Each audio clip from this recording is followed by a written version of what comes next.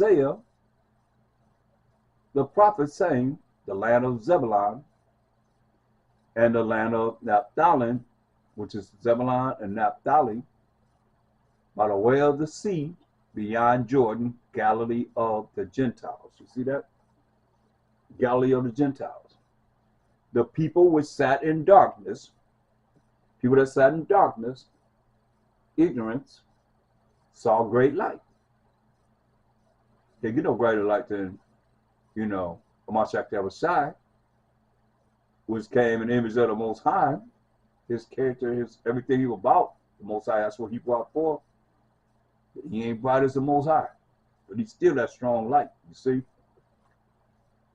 The people which sat in darkness saw great light. And to them which sat in the region and shadow of death, light is sprung up. This truth is sprung up, man. The light is the laws and the commandments. The truth is what? Keeping the laws, statutes, and commandments. Everlasting righteousness. The law is the truth, man.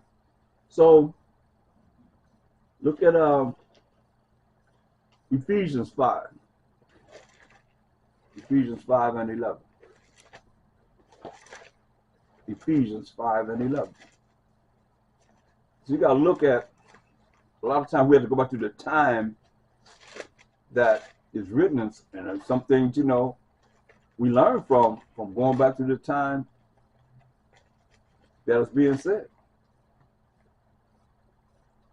It says, and have no fellowship with the unfruitful works of darkness. You see, we're supposed to be dealing with those that are rolling in darkness. It's like try come together with ones and darkness. What you have in common? What we have in common? Unless you in darkness yourself. A lot of you still in darkness. You ain't came out of the ignorance of the world. In the darkness of the ways that most I just told us come out of her, my people. You ain't never came out of it. Why? Because you like it. A lot of you like the world. You don't like being by yourself. You don't like dealing with this word. This word is power. This is where the power at right here in this word. What else we have that's more powerful than the Most High? Nothing. And you have no fellowship with the unfruitful, hear that? Unfruitful. Not fruitful, not beneficial, but unfruitful works of darkness. Unfruitful works of ignorance, being ignorant.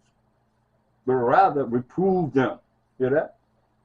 Reprove them. So when you see people as ignorant, not knowing, he said reprove them as the hand of the Most High. People don't see that though. If the book is not open and you try to check people and tell them this right, this is where it is, you say, hey, that's wrong. Oh, that's right. When it's right, you feel good because people are catching on, man. But if not, then it's vexing. But it is a shame even to speak of those things which are done of them in secret. You hear that? The things that people are doing in secret right now, he said, most times it's a shame to even speak of those things. It's a shame to even speak about the things they're doing in their gross ignorance. Just being evil. But it is a shame even to speak of those things which are done of them in secret. It's crazy. Look at this. I want to look at verse 10. Proving what is acceptable unto the Most High. You got to prove what is acceptable to the Most High. What's acceptable to the Most High?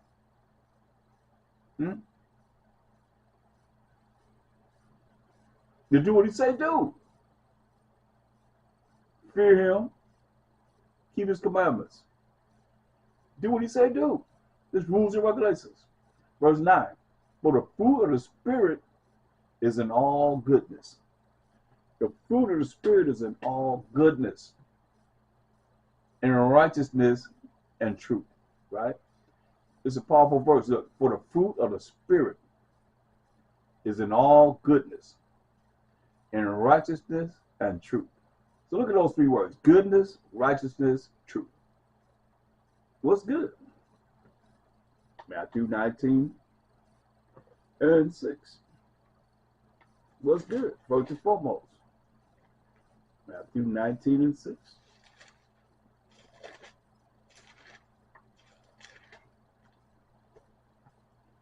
This is a hard one for a lot of people. Wherefore,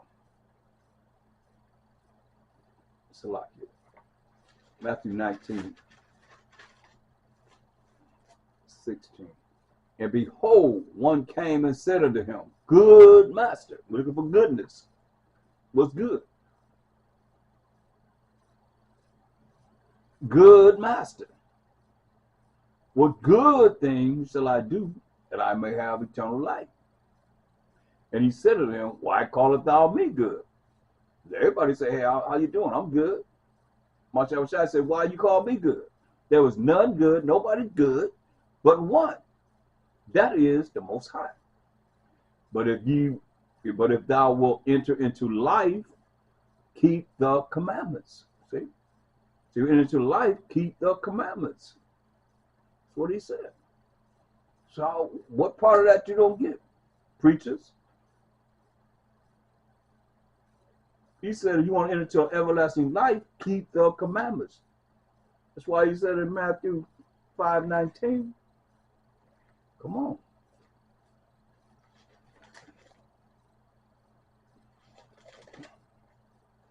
Whosoever therefore shall break one of these least commandments and shall teach men so, he shall be called the least in the kingdom of heaven. But this condition, whosoever shall do and teach them, do and teach the commandments, the laws of the Most High, the same shall be called great in the kingdom of heaven. Hear that? You got to do and teach these commandments, man, to be called great in the kingdom of heaven. Or you're going to be the least in the kingdom of heaven. So, MASHAYACH identify. He said, hey, the only one good is the Most High. That's the goodness. Romans 7 and 12. But we, children of Israel, anyone else that want to follow suit of what we're saying, maybe have a chance to be part of the remnant of the nations. Romans 7 and 12.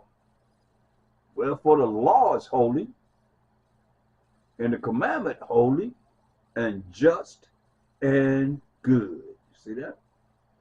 So when we look at Ephesians, so we precept from Ephesians 5 and 9. Remember it said, for the fruit of the Spirit in all goodness, and we look at goodness. What's good? Most High is good. And the law and the commandment is good that he gave us. It said, and righteousness and truth. So what's righteousness? I should know that by heart. Deuteronomy 6 and 12. I was going to say, when I gave you definitions so that when you see these words in the New Testament, then you can understand that we already taught what these words mean from the law and the prophets. That's how they had to go by, was the law and the prophets. There was no New Testament.